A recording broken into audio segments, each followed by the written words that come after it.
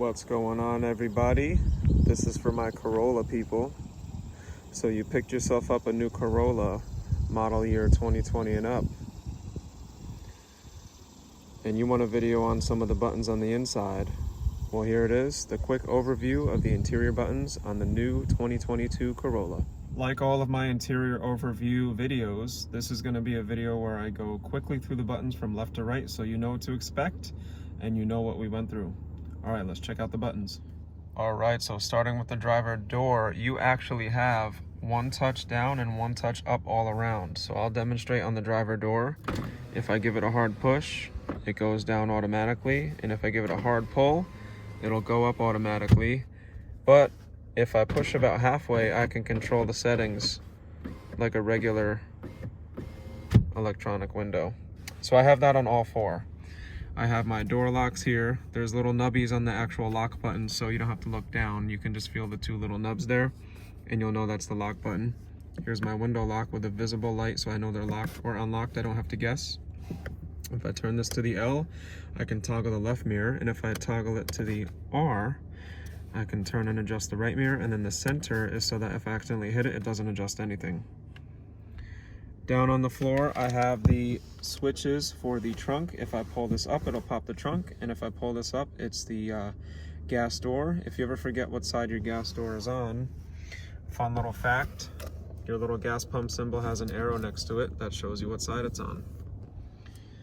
All right, onto the dash. Not a whole lot of buttons on this Corolla. It's the LE, which is the most popular Corolla. I call it the best value. It's the money saver. This controls the brightness to my gauges, like my speedometer, so that's a little speedometer sign with a light bulb in it. It even clips into the brightest position to guarantee the brightest at night. Then this is for my automatic high beams. Underneath, I have the hood latch for my hood. In the automatic high beams here, so regarding this, if I put the lights in auto and I turn the high beams on, the auto high beams will activate as long as this button is on. If for some reason while using my signal, this came back to me, the auto high beams won't initiate, so you do have to turn these forward. But speaking of the headlight stock, I can ride incognito, auto, where the car will sense when it's dark or light, parking lights, which makes me visible while I'm parked in a busy area, and then this is manual for the old school people that might want some full lighting at any time. I'll go ahead and leave that on auto because that's my favorite setting. Another cool thing about this, if I give it a light push, it'll do just 3. But if I click it down, it'll be a regular turn signal. So that's nice if you're just doing some quick little turns on the highway. I can just give it a little tap. All right, onto the steering wheel. Horn is right here, of course. And starting from left to right, I have the navigation for the MID. And if you wonder what MID is, you'll see that a lot online or in the book. It means multi-information display. That's this little screen over here. On every Toyota, you'll have a screen somewhere by the speedometer. That's the screen where the car communicates to you important information about the drive or even the driving conditions or the car's safety features. So these little side arrows and up and down arrows will go through the menus on the MID. And then the select button and the back button will let you navigate forward and back in those menus. So I'll start from left to right. You'll see a little leaf symbol on the top left. Here, there you go. That means I'm in the Eco information menu, so I can go up and down through different pages. See different drive information. Most people like the digital speed. If I go over one to the right, that's going to show me information about my safety sense. Over again is going to be information about the drive. And here's some settings for the pre-collision system and some more of the Toyota safety sense stuff. I can even, if I press and hold OK, I can fully customize the lane trace assist. So I'm going to go back with the back button and over again. This is where the car is going to store any messages. So if it needs any type of service or if it needs air, that little sign there, the warning sign, will stay lit orange to remind you. All right, back to my favorite screen.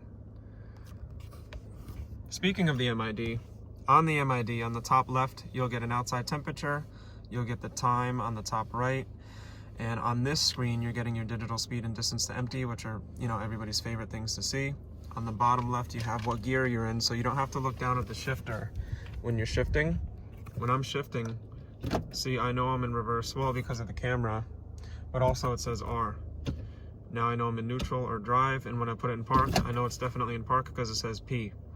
And then, of course, there's the odometer on the bottom right. This little guy here, if I push that, it'll go to my 2 different trips. And then I press and hold to clear it, then back to odometer. On the right side of the steering wheel, I have a stalk for the wipers. If I click down once, it's intermittent, which means once in a while, and I can change how often it goes. If I click down again, it's low, so it goes, you know, like a slow speed, and then down again is gonna be high when it's raining really heavy. All right, but back to the steering wheel. Sorry, I didn't exactly go left or right. I kind of went like this. When you're connected to Bluetooth, you can pick up and hang up calls like that. The older Toyotas had 2 separate buttons for pick up and hang up, but now you have 1 button for everything. I also have the volume control here. Toyota's kind of funny. They do the volume forward and back instead of up and down. Interesting. Let me know what you guys think of that. Then you can do voice commands with this button. There is a voice training for your voice recognition. It has a little bit of artificial intelligence, but you can do some pretty cool basic commands with that, like call people. Just remember, you have to say their name exactly as it is in your contacts. All right, moving on to the right side. The little wavelength button here, people ask about that all the time. That sets the distance on your automatic cruise control.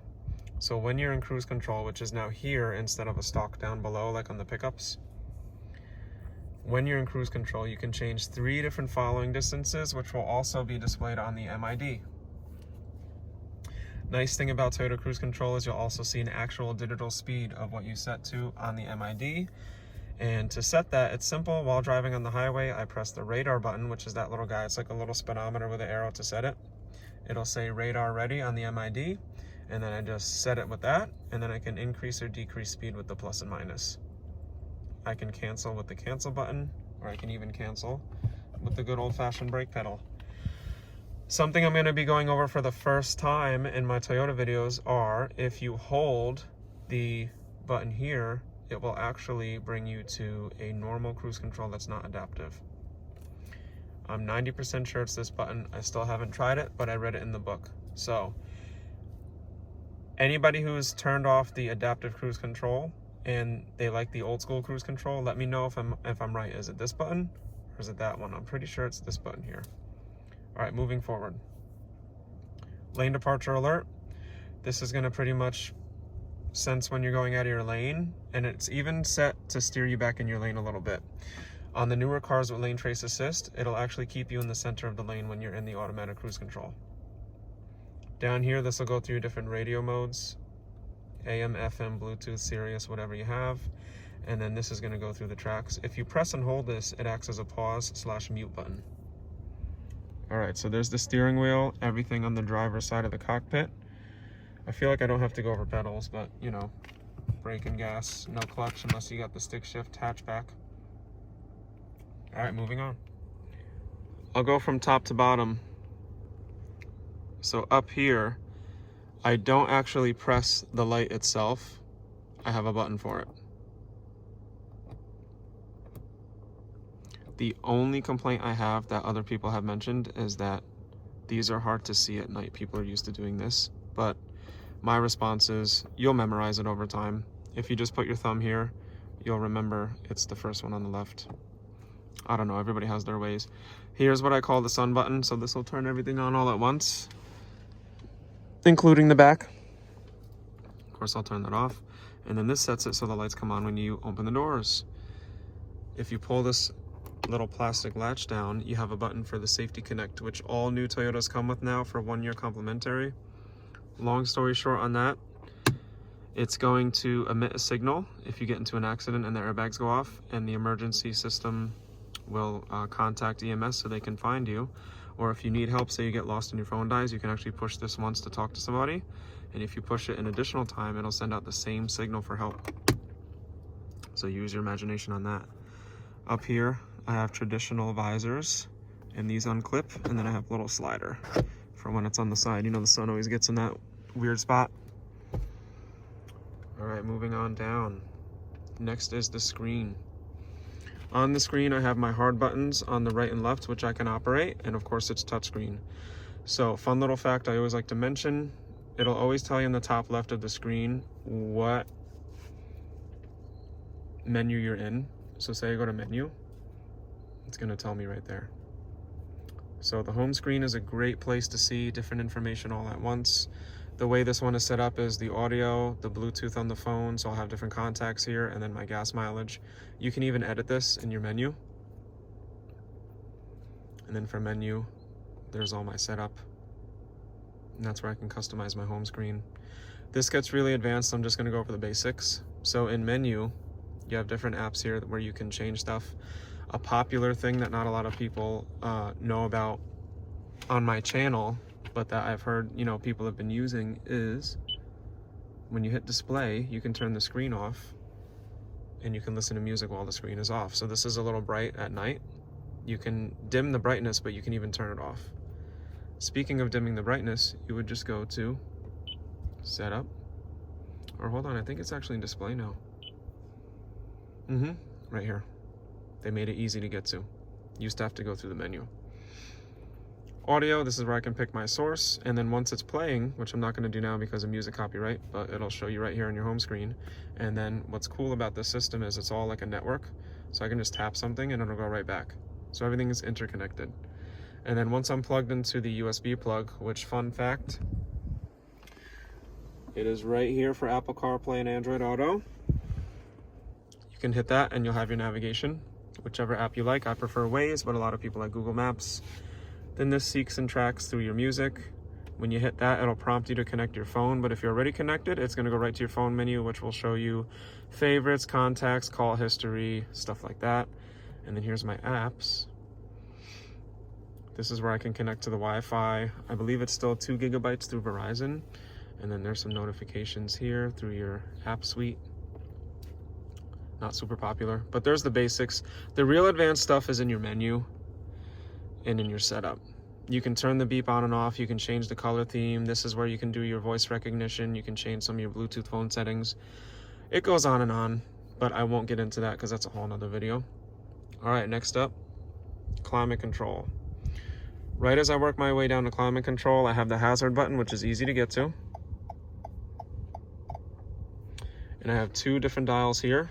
One is for my temperature, which is digital now, and then one is for my fan speed. What's nice is what's on the screen is next to its button. The air direction is right next to its button here, so I can change the air direction like that. I usually just leave it like this most of the year, and then in the winter time, I leave it like this. But when it's hot, I don't even bother on the feet. Honestly, I just do that. It automatically knows to put AC with recirculate 9 times out of 10, but if it's warm out, you definitely want a pair of these. And then there's the fresh air button for the cold weather if you want to get some of that nice, you know, hot engine air from the engine bay. Eco heat and cool, that's gonna pretty much make it more modest, or, you know, a little more light to boost your gas economy. So your AC is gonna be a little less cold, your heat's gonna be a little less hot, but it could boost a few more miles per gallon. Front and rear defroster next to each other, which makes sense because if you want to see out of the front, you probably want to see out of the back. And then this turns the system off. And to resume, you just simply turn that forward a click or 2. Underneath, I have some storage here. They make like a great bucket so things don't really slide around, because they know in a Corolla you're going to be hitting the turns. And then in front of the shifter, I have this little button. This turns off the traction control and the vehicle stability control. So when I press it, it's going to say that right here on the MID. And then I pressed it again to turn it back on. If I press and hold, it's actually going to turn off the pre-collision system, which I'll show you right here. So if I press and hold that button, it's going to fully turn everything off. More usable in the trucks to do that for off-roading, but they give you the option. The only time you'd really want to turn all this off is if you parked and got a lot of snow and you just want full power to the wheels. Or I'll say it, if you want to drive a little more spirited And in Toyota's words in the booklet, drive with more feelings. Only the real OGs know about that in the Tacoma books. All right, the light is kind of weird, but here you just have your park, reverse, neutral, drive, and B for engine braking, which you have to click to get into.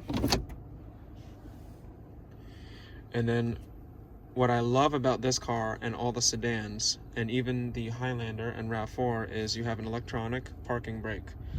So when I put it into drive, it releases on its own. And when I put it in park, in like 2 seconds, it re-engages. And it'll even say park right up top in red. There it is. What's nice about that is there's not a hand crank like on the truck. There's not a foot crank like on the old school Camrys and Avalons and Highlanders. It just does it on its own, so the vehicle never rolls. And then this little button here, this lets you go through the drive-through or busy traffic and come to a stop and then take your foot off the brake. And you have to be buckled up for this feature, so I'll show you real quick. So once I push this, I'm gonna see a green hold symbol. Now I'm gonna put it in drive. Now see how it says hold in gold? Once it shows you hold in gold, I can actually be in drive, which I am, and I can let go of the brake. Look, I'm not even moving. And I'm trying to do this at a distance. Then I can go forward a little bit. And then once I come to a stop, it'll say hold in gold. I take my foot off the brake. Fun little fact about this feature. I'm still in drive, by the way, with my feet off the brake. Fun little fact about this feature. If you don't press the brake more than 50%, it won't do the hold feature. And that's kind of nice because if you don't necessarily want it, you can just stop the car lightly. But once you give it that little extra push, it's gonna click it right in. So I'll demonstrate that real quick. So I'm gonna go forward like a half a foot and then just come to a light stop. There you go, then I pushed it. So you can kind of get away with not using it while you're in that feature and only use it when you want. It's tough to do, but it is doable. Just don't forget to put this thing back in park. If you do forget, it'll remind you, but I'm gonna go ahead and do that now. Then over here I have my storage with a USB-C, I believe that's called. That's the new one. And then 12 volt. I'm learning every day, guys. We have over 20 models and different trims. By the time I memorize everything, I'm learning the next round. So this is nice. So if you have any old school equipment, you can still use it back here. Then they give you little cutouts to run your wires on both sides. So you can run a splitter if you want to and put USBs, or even a USB and a USB-C on both sides. Since so many people didn't know where the USB plug is, they give you this little sign. So if your Corolla didn't have the sign, just a friendly reminder, if that's the shifter, it's on the right side, right there. Then here's your glove box with your books. On the vents, to close them, you turn them all the way to the window and they'll close. These ones don't close, they just move. And then that vent on the side will also close all the way. And then lastly, just your dome light. You can set it for off, on, or door. All right, so I hope that helped my Corolla owners. If there is anything that I didn't go over in detail enough for you, let me know in the comments. Please like the video if it helped you, and please share it with somebody that has a Corolla if you think this video will help them.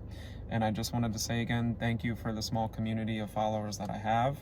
I almost have 1,000 subscribers, which is really mind-blowing to me. I never thought I would even have 20 or 30, but I love helping people, so let me know what you'd like to see in another video, and I'll see you in the next one. Thanks.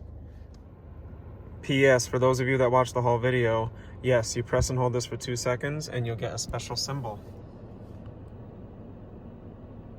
That's your normal cruise control.